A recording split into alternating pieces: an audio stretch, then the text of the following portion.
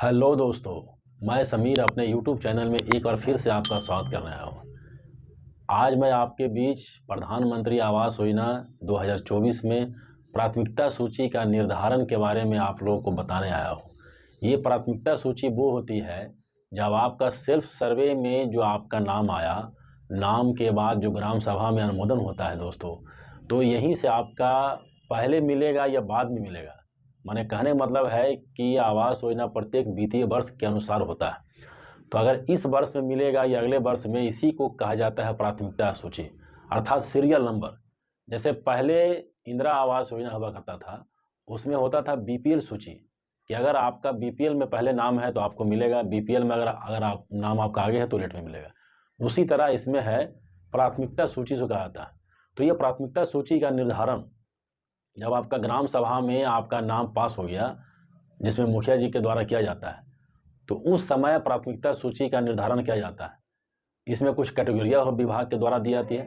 जैसे जो ग्रामीण विकास विभाग, इसमें कैटेगरियाँ दे रखा है कि जिसका मकान झोपड़ी का है या जो कच्चा है उसको प्राथमिकता तौर पर दिया जाता है। इसमें जो है 3 कैटेगरी होता है, आपका जनरल, एससी एसटी, ओबीसी, ठीक है।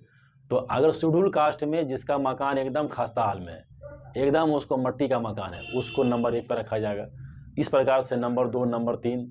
तो अगर हर एक पंचायत के अनुसार किसी में 250, किसी में 200 प्राथमिकता सूची होती है, तो जिसका जिसका मकान का स्थिति ज़्यादा खराब है उसको आगे रखा जाता है, और जिनका कुछ मकान ठीक है, जैसे अगर चारों तरफ से दीवार है, ऊपर में करकट है, तो उसको आगे रखा जाता है ताकि उसको हम बाद में दे सकें।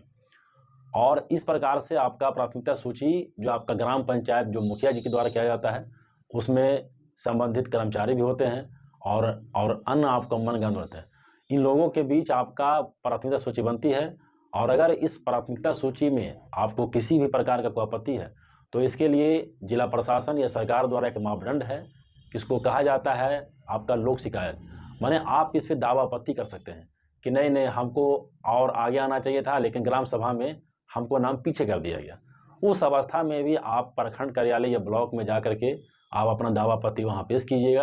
आपके दावा आपत्ति पर कर्मचारी द्वारा जांच किया जाएगा, और जांच के बाद जो आपका सही तथ्य होगा उसके अनुसार फिर आपका प्राथमिकता सूची के अनुसार आपको लाभ मिलेगा, जिसके फलस्वरूप इसमें रजिस्ट्रेशन की प्रक्रिया आरंभ होगी।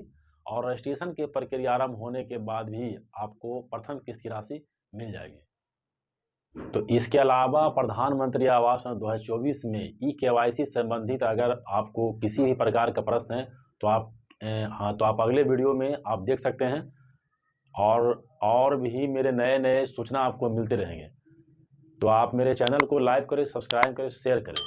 और अगर किसी भी प्रकार का कोई सवाल हो तो आप हमको कमेंट्स करके बताएं। धन्यवाद।